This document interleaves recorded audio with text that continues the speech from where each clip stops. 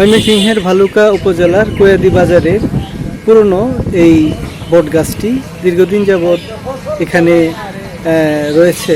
এখানে প্রতি হাটবার ছাড়াও এখানে প্রতিদিনই এখানে বিভিন্ন মানুষজন এই গাছটির নিচে বসেন এবং গরমে একটু স্বস্তির জন্য এখানে বসেন এবং তারা এখানে প্রকৃতির যে খোলা বাতাস এবং এখানে বসে সেই স্বস্তিটি তারা উপভোগ করেন।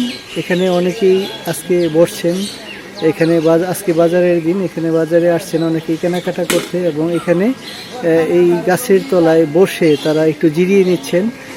এই গাছ সম্পর্কে আসুন আমরা জানি এই গাছটি কবে নাগাদ এখানে লাগানো হয়েছিল, এই গাছের তলে বসে তারা কেমন আরাম তারা পেয়ে থাকেন এবং এটি তাদের কীভাবে উপকারে আসছে।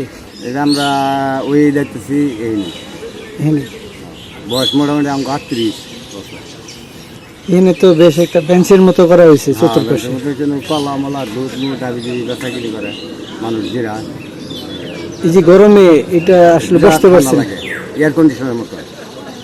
আপনি 10 তলা বাড়ি আছে, ঠান্ডা লাগে। গরমে মোটামুটি এখানে বসলে একটা স্বস্তি দেয়, শরীরে আর সেই পাবে, আরাম পাবে। প্রায় প্রত্যেকটা বাজারই একটা করে বট গাছ থাকে। এটার কারণটা কি, এটা কি জানেন? কারণ বলতে পারবো না। চামাদি আছে, চান্দের বাজার আছে, খৈলের বাজার আছে, কোয়েদি আছে, সব জায়গায় দেখতেছি বট গাছ আছে। এনে কি বিশ্রাম নিতেছেন? হ্যাঁ, কাজ নাই, বসে রয়েছে। দাঁড়াও ওখানে।